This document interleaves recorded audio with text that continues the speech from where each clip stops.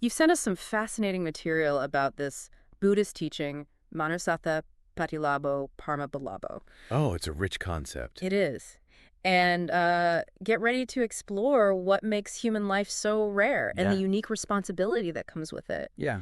It might just shift how you see your place in the world. It really encourages us to look beyond our kind of everyday routines Right. and contemplate the bigger picture. The bigger picture, yeah. Okay, so let's dive in. Yeah. We're looking at an excerpt from Manussaththa Patilābho Parama Dullabo, exactly. which, explores these ideas Right. based on ancient Buddhist teachings. Based on ancient Buddhist teachings. Okay. But, And the text starts by highlighting the sheer scale of existence. okay. It's not just about the 7 billion humans on Earth, Right. but countless other beings across what Buddhists believe are 31 planes of existence. 31 planes. That's a lot of cosmic real estate. It is. It is. What are these planes exactly? So I think of them as different realms or dimensions of being, Okay. each with its own unique Uh-huh. set of characteristics and inhabitants. Okay. But here's the thing. Okay. Only one of these planes is the human realm. So statistically speaking, just being born human Right, is yeah. already incredibly rare. Exactly. Yeah. The text really emphasizes this point to Okay. highlight how precious this opportunity is. Okay, that's starting to make me feel a little less ordinary. Right. But what makes the human realm so special? What sets us apart? It's not just about having a physical body, Right. although that's part of it. Yeah.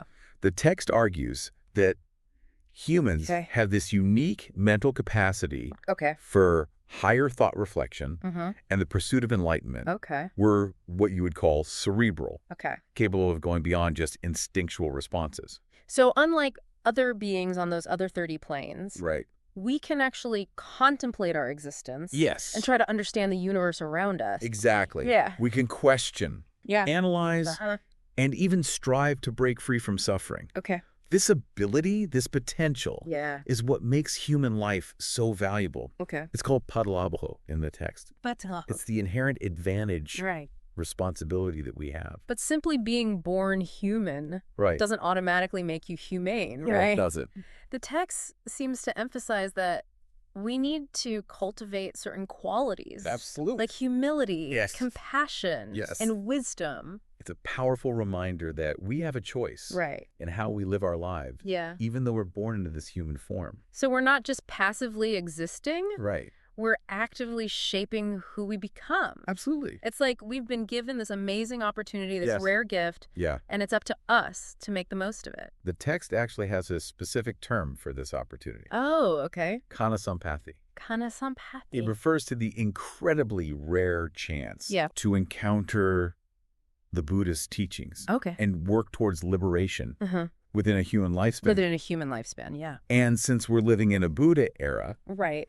we have access to those teachings. We do. But even then, it's fleeting, Right. just like human life itself. Just like human life itself. Yeah. And speaking of fleeting opportunities, Uh-huh. the text uses a powerful analogy Yes. to illustrate just how rare it is to be born human. Right. I'm ready for that analogy now. Okay. Imagine a blind sea turtle Okay, a blind sea turtle. that surfaces for air only once every 100 years. Once every 100 years. Wow. Now, picture a small wooden yoke Okay. drifting on the vast ocean. Drifting on the vast ocean. The chances of that turtle surfacing Yeah. at the exact moment and place Right. stick its head through that yoke. Yeah. That's how rare it is to be born human. Yeah. That image really drives home the point. Yeah. We shouldn't take this life for granted. Exactly. Okay. And this connects to another concept, Okay. gathi nimitha. Gathi. Okay. The idea that the state of our minds Right. at the time of death Uh-huh. can influence our next rebirth. Okay. But only a human mind Yeah. can truly grasp this Oh. and work towards breaking free from that cycle. So it's not just that being born human is rare. Right. It's that we have this unique ability to shape our future, Yes, even beyond this current lifetime. exactly. That's a pretty powerful responsibility. It is. It is. It is. And that leads us to the next key point in the text. Okay. The specific duties Okay. that come with being human. Okay. Specific duties. Yeah. It's not just about our own personal liberation, Mm-hmm. but how we interact with all other beings, Okay. even those on other planes of existence. Okay. Now we're really venturing into some mind-bending territory. They are. So What kind of duties are we talking about? It sounds a bit overwhelming, to be honest. Well, the text introduces this idea of paratithupa. Paratithupa. Okay. It refers to beings that depend on others for survival. Okay. And humans are unique in our ability to offer that refuge and support. So it's not just about focusing on ourselves, Right. but recognizing that we have a responsibility to help other beings Yes. who are less fortunate, even Right. if they exist in different realms. Exactly. Yeah. The text really stresses Okay. that a pure human mind, Okay. free from negative qualities, can radiate positive energy and create a more harmonious environment for everyone. Okay. That's a beautiful idea. Yeah. But it's easy to get caught up in our own lives I know. and forget about that bigger picture. Yeah. What does this actually look like for us here and now? That's where the text challenges us to rethink our priorities. To rethink our priorities. It's not about neglecting the world's problems, Right. but understanding that true change starts with individual transformation. Wouldn't that lead to inaction on important social issues, though? Okay, yeah. It seems like focusing solely on ourselves could make us blind to injustice. That's a valid concern. Right. But think of it like this. Okay. A world full of compassionate, wise individuals who've done their own inner work will naturally create a better, more just society. So you can't... You can't pour from an empty cup. Right. You can't pour from an empty cup, so to speak. So it's not about being selfish, right, but recognizing that individual change is the foundation for collective change. Yes. That makes a lot of sense. It does. Yeah, and that brings us to another fascinating concept in the text. Okay. The interconnectedness of all beings. Interconnectedness. I'm intrigued. Does it have anything to do with the 31 planes of existence we talked about earlier? Not directly, but it's just as mind-blowing. Okay, all right, lay it on me. Okay, the text calls this interconnectedness. Okay. Naya ganudenua. Naya ganudenua. The idea that all beings are connected through past actions and relationships. So is it saying that who we are today is a result of choices we made in past lives? That's part of it. Okay. But it also suggests that even seemingly random encounters in this life might be rooted in past connections. Past connections, okay. Debts or unresolved karma. Okay. The text gives a pretty relatable example. Oh, I love relatable examples. To illustrate this. Lay it on me. Think about those times you've been annoyed by ants invading your home. Happens to everyone, yep. Especially during the summer. Oh, especially during the summer. It's like they appear out of nowhere. Out of nowhere, yep. Well, according to Naya ganudenua, those ants aren't just a nuisance. Could actually be a karmic connection from past lives. You're telling me those tiny creatures could be linked to my past actions. Yes. That's wild. It is a pretty radical idea. So instead of reaching for the bug spray, I should be reflecting on my karmic debts. It's not quite that simple. But the text does challenge us to reframe these challenges as opportunities. Even those annoying encounters can be chances to practice compassion and resolve past debt. Resolve past debts, Who knows, maybe offering them a little loving kindness instead of extermination could actually help both of you in the long run. Okay, I have to admit, my mind is officially blown. It's a lot to take in. Those ants might never seem the same again. Right. This idea that even seemingly insignificant encounters could have deeper meaning is a lot to process. It is a lot to take in. It is a lot to take in. And we've really only just begun to scratch the surface of what Manussaththa Patilābho Parama Dullabo is all about.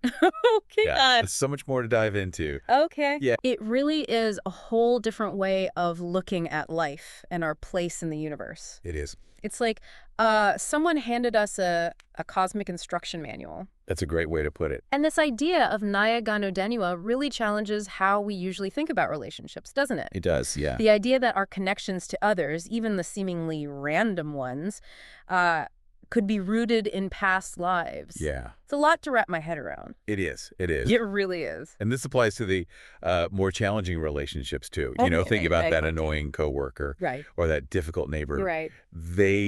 They could be opportunities for growth and resolution from a past life. So those frustrating interactions could be a chance to work through karmic baggage. Exactly. That's an interesting perspective. It is. Does that mean we should just accept bad behavior? I'm not sure I'm quite there yet. No, it's not about accepting bad behavior. Okay. But rather seeing these interactions through a different lens. Okay. It's about recognizing that we're all interconnected. Right. And that we've all made mistakes in the past. Okay. Holding on to anger and resentment just perpetuates the cycle of suffering. So it's more about using those challenging relationships as a way to practice compassion and forgiveness. That's a great way to think about it. By offering, genuine kindness and support to those we might feel indebted. Shouldn't we be striving to make the world a better place? Exactly. That's what I was thinking. How can we ignore the problems around us? It's not about ignoring those problems or being indifferent to suffering. Okay. The text is simply suggesting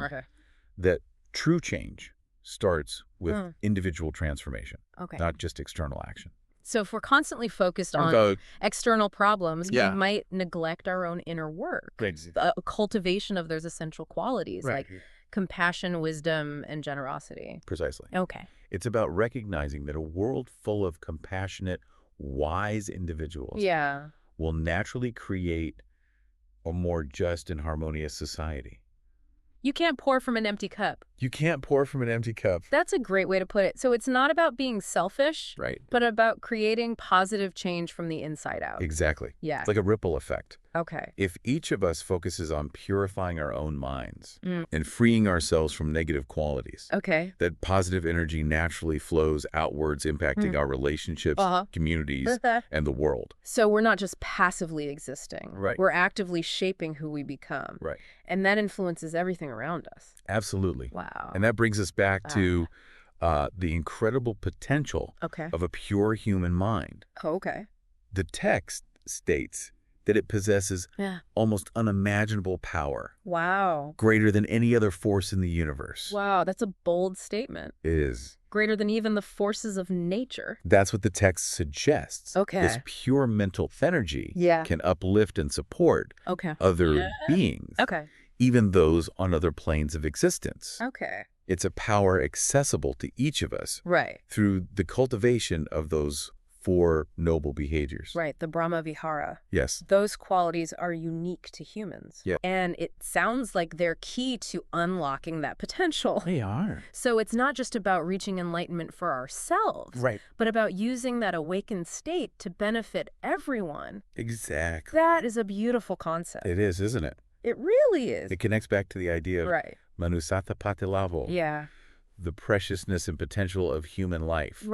We're not just here to go through the motions, accumulate things, or chase fleeting pleasures. We're here to evolve, awaken, and contribute to something far greater than ourselves. That is a powerful message. It is. But it's also a little daunting. It can be. Where do we even begin with all of this? How do we actually cultivate those qualities and tap into that potential? That's where the teachings of the Buddha come in. This text we're exploring is just a glimpse into a vast body of wisdom that offers practical guidance. On living a more meaningful and fulfilling life. So it's not just about intellectually understanding these concepts. It's about putting them into practice, making them part of our daily lives. Precisely. It's a lifelong journey, but the text suggests that the rewards are beyond measure. Wow, It's about waking up to your true potential as a human being. So we've talked about the rarity of human life, the responsibility to help others, the power of the mind. It's a lot to absorb. It is. But the text also dives into something else that's really fascinating. The idea of samsaric debt. And how it plays out in our relationships. Naya ganudenua.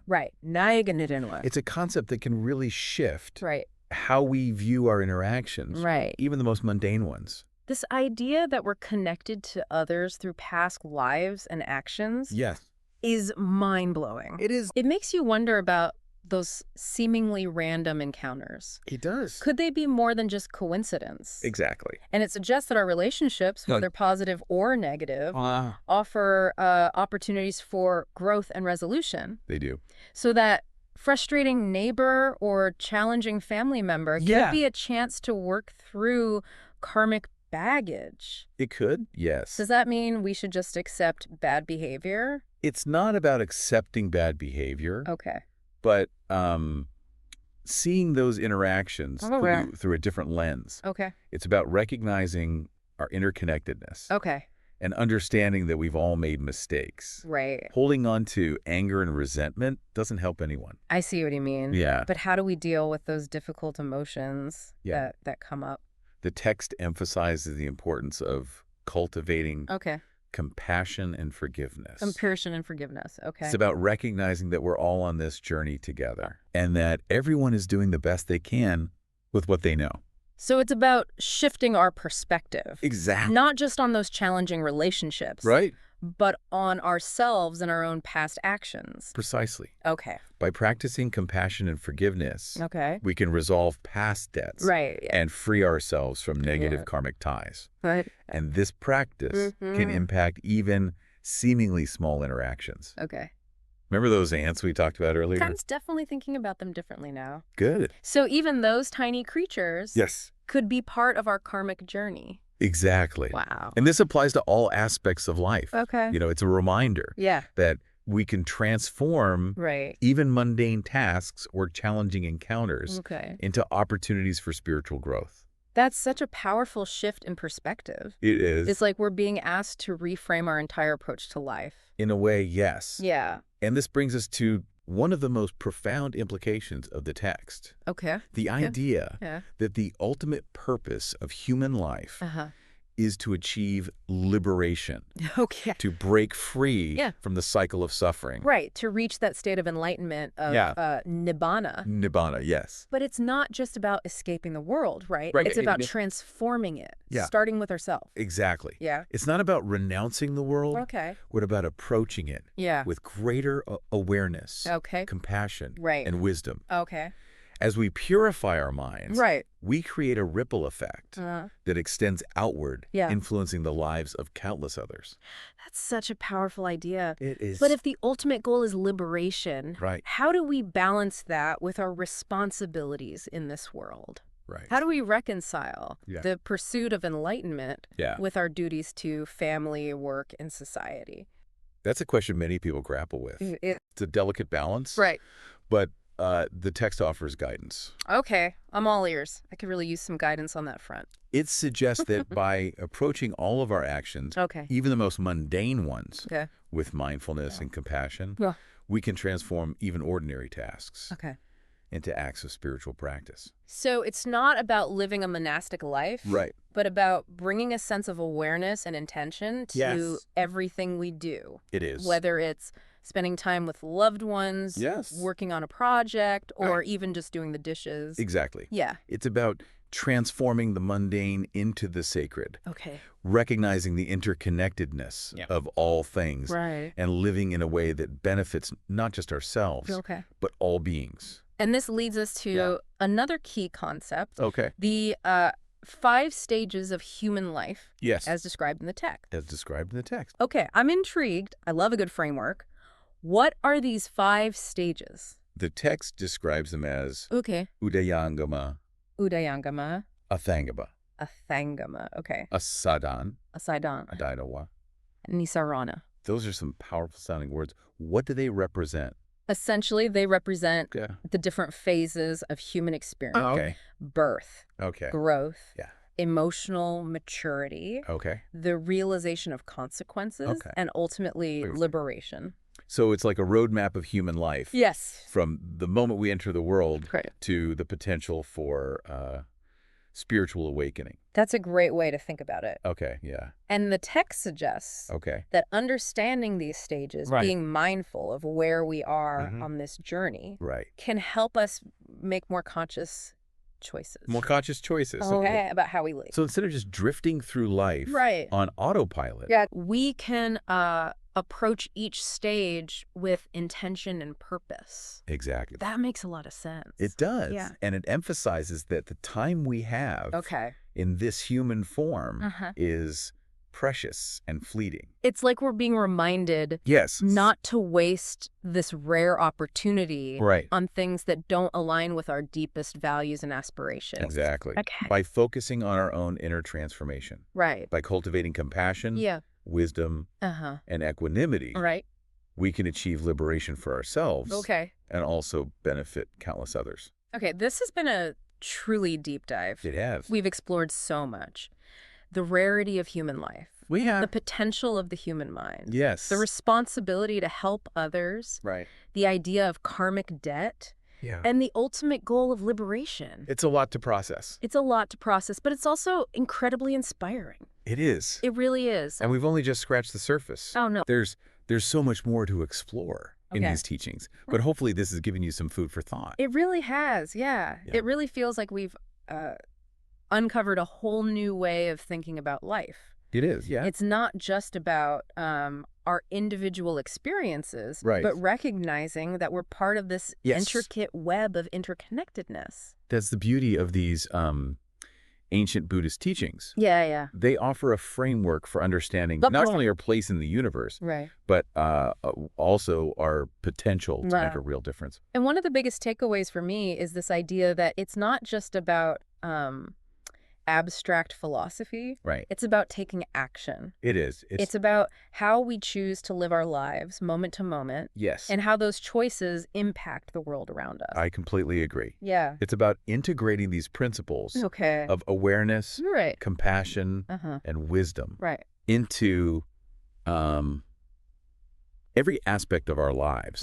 Every aspect. Whether we're navigating relationships, working on projects, or even dealing with those pesky ants in the kitchen. Exactly. Those ants have become a powerful symbol for me. They are, aren't they? And it's so encouraging to think that even small acts of kindness, those tiny moments of awareness can contribute to a larger shift. Absolutely. Both within ourselves and the world. That's such a great point. Yeah. It's not about becoming superhuman or achieving some grand, unattainable state of perfection. It's about those small, consistent steps we take each day to cultivate a more compassionate and awakened way of being. Okay, this all brings us back to the core of our deep dive, this idea of Manussaththa Patilābho Parama Dullabo. Such a powerful phrase. It is. One that really sums up the preciousness and rarity of human life. It truly does. It does. And it invites us to ask ourselves, what are we doing with this incredible gift? With this incredible gift, Are we living in a way that honors its potential? Honors its potential. Are we using this rare opportunity to cultivate our minds and hearts to make a positive contribution to the world? Those are some big questions. They are. It's so easy to get caught up in the day-to-day grind and lose sight of the bigger picture. It's definitely a challenge. It is. And that's why practices like mindfulness and reflection are so valuable. They help us stay connected to our values, our purpose, and our potential, even amidst the busyness of life. So it's not about becoming a monk or living in seclusion. It's about bringing that awareness and intention to everything we do. Exactly. It's about finding that sacredness every day. Precisely. Yeah. It's about recognizing the interconnectedness of all things, understanding that our actions have consequences that ripple outward, and striving to live in a way that benefits not just ourselves, but all beings. I love that idea. Yeah. Transforming the mundane into the sacred. I do too. It feels both empowering and humbling at the same time. It is. It really is. It's a reminder that we're all part of something so much greater than ourselves. And each of us has a role to play, creating a more harmonious and awakened world. So as we wrap up this deep dive into Manussaththa Patilābho Parama Dullabo, curious to know, what's one question, one thought that you hope our listener will take away from this exploration? That's a great question. Yeah. If there's one thing I hope our listener will ponder, it's this. Knowing what you now know about the incredible potential of human life How will you choose to live each day? Okay. How will you make the most of this rare and fleeting opportunity? That's a powerful question to leave our listener with. It's a call to action. Yeah. An invitation to step into our full potential and make a meaningful contribution to the world around us. Beautifully said. Yeah. And with that, we come to the end of our deep dive into Manussaththa Patilābho Parama Dullabo. It's been a pleasure. We hope you found it insightful, inspiring, and maybe even a little bit life-changing. A little bit life-changing. Until next time, keep exploring. And keep diving. Absolutely.